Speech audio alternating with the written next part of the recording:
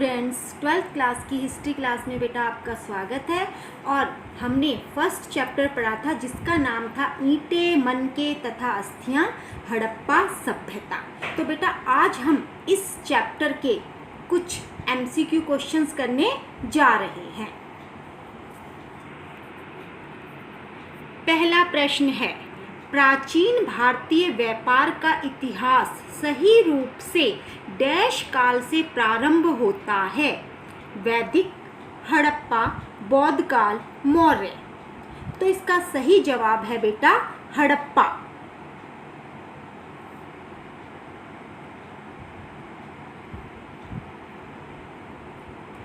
दूसरा प्रश्न है, हड़प्पा सभ्यता अपनी जिस विशेषता के लिए सबसे अधिक जानी जाती है वह है नगर योजना, कृषि, व्यापार, पशुपालन। तो इसका सही जवाब है नगर योजना यानी कि टाउन प्लानिंग। हमने देखा था कि कैसे हड़प्पा जो बस्तियां हैं वो पूरी तरह से प्लान कर बनाई गई थी। तीसरा प्रश्न, अलेक्जेंडर कनिंघम के बारे में असत्य कथन है। सांची, सारनाथ समेत अनेक स्थलों का उन्होंने उत्खनन कराया। भारतीय पुरातत्व विभाग की स्थापना करने में भूमिका निभाई। भारतीय पुरातत्व विभाग के पहले डायरेक्टर जनरल बने। एक अंग्रेज चिकित्सक थे। तो इसका सही जवाब है बेटा कि अलेक्जेंडर कनिंघम के बारे में कौन सा स्टेटमेंट गलत है? तो इसका सही जवाब है एक अंग्रेज चिकित्सक थे।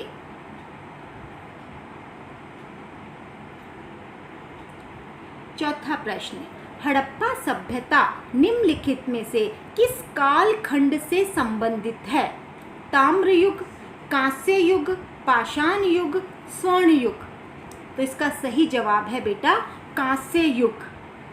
हड़प्पा के लोगों को तांबे में टिन मिलाकर कांसा बनाना आता था, इसीलिए हड़प्पा सभ्यता को कांस्य युगीन सभ्यता भी कहा जाता है। पांचवा प्रश्न है, भारतीय पुरातात्विक सर्वेक्षण विभाग के पहले डायरेक्टर जनरल थे?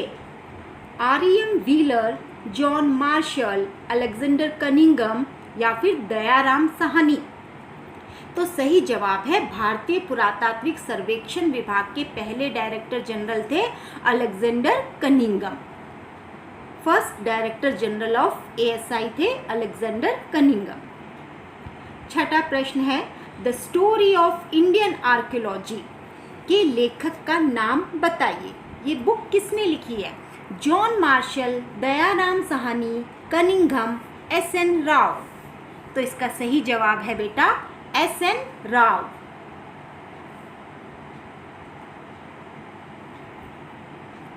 सातवां प्रश्न, मगान नाम किस क्षेत्र के लिए प्रयुक्त किया जाता था? Nageshwar, Oman, Pakistan, Mesopotamia. तो सही जवाब है ओमान।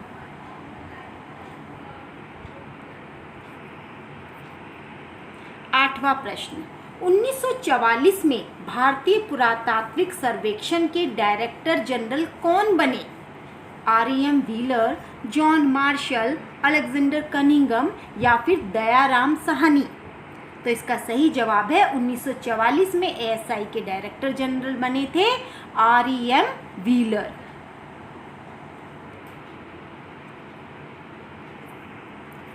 नौवां प्रश्न, डैश एक मुलायम पत्थर है? कार्नेलियन, शैल खड़ी, चर्ट, इनमें से कोई नहीं। तो इसका सही जवाब है बेटा शैल खड़ी। शैल खड़ी एक मुलायम पत्थर था जिसका चूर्ण बनाकर जिससे मनके बनाए जाते थे। 10वां प्रश्न, सिंधु घाटी सभ्यता का सबसे पहला खोजा गया स्थल डैश था? हड़प्पा, बनावली, कालीबंगन, मोहनजोदड़ो। तो इसका सही जवाब है बेटा हड़प्पा। तभी सिंधु घाटी सभ्यता को हड़प्पा सभ्यता भी कहा जाता है क्योंकि जो सबसे पहला स्थल खोजा गया था वो हड़प्पा ही था। 11वां प्रश्न, जुते हुए खेत के साक्ष्य कहाँ से प्राप्त हुए? हरियाणा के बनावली से, राजस्थान के कालीबंगन से, गुजरात के लोथल से या फिर पाकिस्तान के बालाकोट से? तो सही जवाब है बेटा, जुते हुए खेतों के साक्ष्य हमें मिले थे राजस्थान के कालीबंगन से।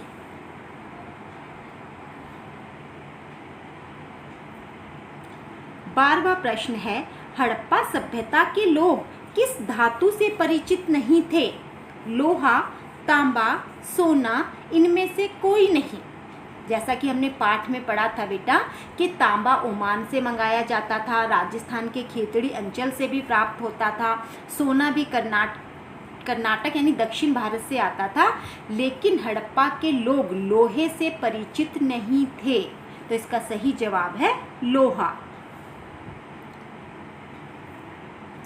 13वां प्रश्न है बेटा, हड़प्पा सभ्यता थी ग्रामीण सभ्यता, नगरीय सभ्यता, ग्रामीण व नगरीय दोनों, या फिर कोई नहीं? तो इसका सही जवाब है हड़प्पा सभ्यता एक नगरीय सभ्यता थी।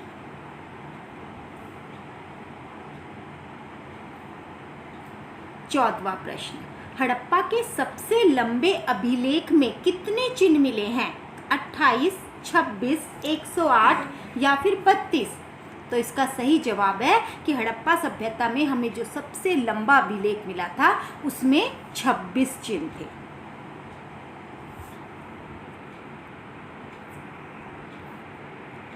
15वां प्रश्न है, हड़प्पा सभ्यता में मनके बनाने के लिए जिस पत्थर या पत्थरों का प्रयोग होता था वह पत्थर है जैस्पर, स्फटिक, कार्नेलियन, उपयुक्त सभी?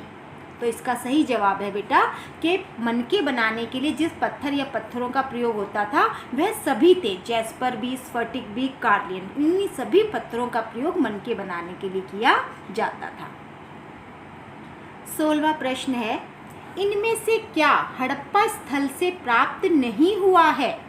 एक तांबे का दर्पण, फ्यान से बना एक पात्र, टेराकोटा मुहर या फिर मिट्टी से बनी पट्टी यानी पट्टिकाएं जिन्हें हम टैबलेट्स भी कहते हैं?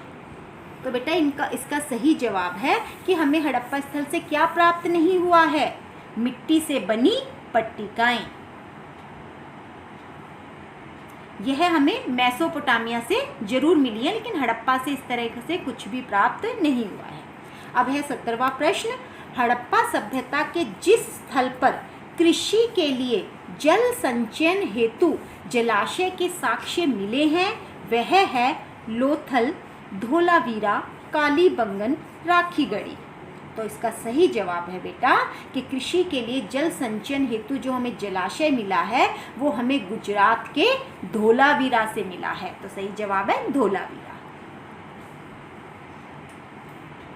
18वां प्रश्न, सिंधु घाटी सभ्यता को हड़प्पा सभ्यता भी कहा जाता है क्योंकि हड़प्पा स्थल खोजे गए सभी स्थलों में सबसे व्यापक है। यह संस्कृति सबसे पहले हड़प्पा नामक स्थान में खोजी गई थी। यह स्थल पाकिस्तान में है या फिर उपरोक्त में से कोई नहीं? तो इसका सही जवाब है बेटा यह संस्कृति सबसे पहले हड़प्पा नामक स्थान में खोजी गई थी, इसलिए इसका नामकरण हड़प्पा सभ्यता भी किया गया। 19वां प्रश्न, निम्न में से कौन सा मोहनजोदड़ो के दुर्ग में स्थित विशाल स्नानागार का प्रयोजन नहीं था? तैराकी का अभ्यास, सामुदायिक स्नान, विशिष्ट सार्वजनिक प्रयोजन हेतु या फिर सूखे आपातकाल के दौरान उपयोग किए जाने वाले पानी का भंडारण? तो इसका सही जवाब है बेटा तैराकी का अभ्यास। 20वां प्रश्न है, हड़प्पाई मोहरों पर एक आकृति को पालती मारकर योगी की मुद्रा में बैठा दिखाया गया है जिसे कभी कभी जानवरों से घिरा दर्शाया गया है। इसकी पहचान की गई है रुद्र से, महायोगेश्वर से, अर्धशिव से या फिर मुर्गन से? तो सही जवाब है बेटा अर्धशिव से। 21वां प्रश्न है, मोहनजोदड़ो में अनुमानित कुएं थे लगभग 500, लगभग 600, लगभग 700 या फिर लगभग 800। तो इसका सही जवाब है बेटा कि मोहनजोदड़ो में अनुमानित कुओं की संख्या थी लगभग 700। 22वां प्रश्न, हड़प्पा सभ्यता की लिपि की मुख्य विशेषता थी यह दाएं से बाईं ओर लिखी जाती थी, यह बाएं से दाएं ओर लिखी जाती थी, यह ऊपर से नीचे की ओर लिखी जाती थी या फिर यह नीचे से ऊपर की ओर लिखी जाती थी। तो इसका सही जवाब है यह दाईं से बाईं ओर लिखी जाती थी, यानी राइट टू लेफ्ट लिखते थे, जैसे कि अब हम उर्दू को लिखते हैं। 23वां प्रश्न है, हड़प्पा व मोहनजोदड़ो स्थित है वर्तमान महाराष्ट्र में, वर्तमान पाकिस्तान में, वर्तमान हरियाणा में या फिर वर्तमान में से कोई नहीं। तो इसका सही जवाब है बेटा हड़प्पा व मोहनजोदड़ो ये दोनों स्थित हैं वर्तमान पाकिस्तान में।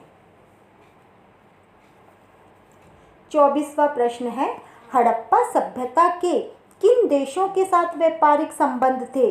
चीन, जापान, कोरिया, रूस, मंगोलिया, इटली, ईरान, इराक, मिस्र या फिर उपरोक्त में से कोई नहीं। तो सही जवाब है बेटा कि हड़प्पा सभ्यता जिनके साथ अपने व्यापारिक संबंध रखती थी वह था ईरान, इराक, मिस्र।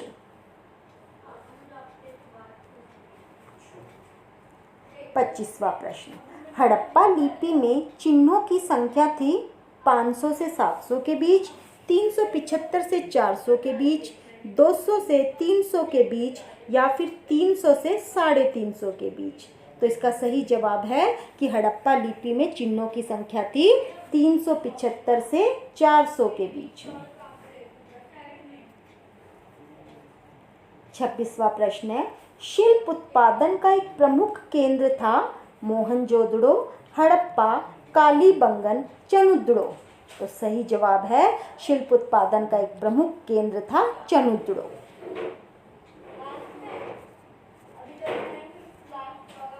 27वां प्रश्न, शंख से बनी वस्तुओं का प्रमुख केंद्र था नागेश्वर, चनुद्ड़ो, राखीगढ़ी, हड़प्पा।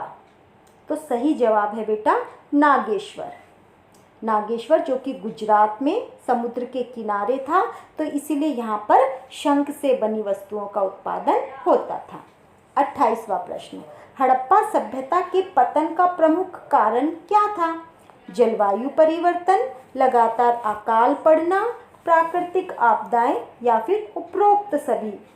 तो इसका सही जवाब है बेटा कि हड़प्पा सभ्यता के पतन के अलग अलग कारण बताए गए हैं, जिनमें जलवायु परिवर्तन, अकाल पड़ना, प्राकृतिक आपदाएं, बाढ़ आना सभी हैं। तो इसका जवाब है उपरोक्त सभी।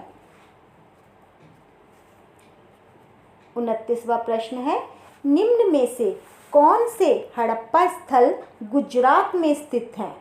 धोलावीरा और लोथल, धोलावीरा और कालीबंगन, रंगपुर और बनावली या फिर कालीबंगन और बनावली। तो इसका सही जवाब है बेटा गुजरात में स्थित जो हड़प्पा स्थल है वो है धोलावीरा और लोथल। 30वां प्रश्न है, हड़प्पाई बाट किस पत्थर से बनाया गया? शैल खड़ी, चर्ट, जैस्पर, कार्निलियन। तो सही जवाब है हड़प्पाई बाट चर्ट नामक पत्थर से बनाया गया। 31वां प्रश्न है, हाजा पक्षी किसे कहा गया है? तोता, मोर, कबूतर, कोयल। तो सही जवाब है मोर। 32वां प्रश्न, हड़प्पाई लिपि को रहस्यमयी लिपि कहा जाता है, क्यों? यह चित्रात्मक और समरूप थी, यह बाएं से दाएं ओर लिखी जाती थी, पढ़े लिखे लोग इस लिपि को पढ़ने में समर्थ नहीं हैं, या फिर यह लिखने की सामान्य दशा को दर्शाती है। तो इसका सही जवाब है बेटा हड़प्पाई लिपि को हम रहस्यमय कहते हैं क्योंकि पढ़े लिखे लोग भी इस लिपि को पढ़ने में समर्थ नहीं है, यह लिपि आज तक नहीं पढ़ी गई है। 33वां प्रश्न, स्रोतोघई नामक हड़प्पा स्थल किस देश में है? भारत, पाकिस्तान, अफगानिस्तान या फिर इनमें से कोई नहीं? तो सही जवाब है बेटा अफगानिस्तान। हड़प्पा सभ्यता अफगानिस्तान, पाकिस्तान और भारत इन तीनों देशों में फैली हुई थी और पाकिस्तान में जो 2-3 जगह थी उनमें से एक है स्रोतोघई। 34वां प्रश्न, हड़प्पाई मोहर किस पत्थर की बनी होती थी? शैल खड़ी, जैस्पर, स्फटिक या फिर चर्ट? तो सही जवाब है हड़प्पाई मोहर शैल खड़ी नामक पत्थर से बनी होती थी। 35वां प्रश्न, नीचे 2 कथन यानी दृढ़ कथन जिसे असर्शन और कारण यानी रीजन दिए गए हैं बेटा। तो असर्शन कहता है जॉन मार्शल भारत में काम करने वाले पहले पेशेवर पुरातत्वविद थे यानी प्रोफेशनल आर्कियोलॉजिस्ट थे। कारण रीजन है उन्होंने 1924 में सिंधु घाटी में एक नवीन सभ्यता की खोज की।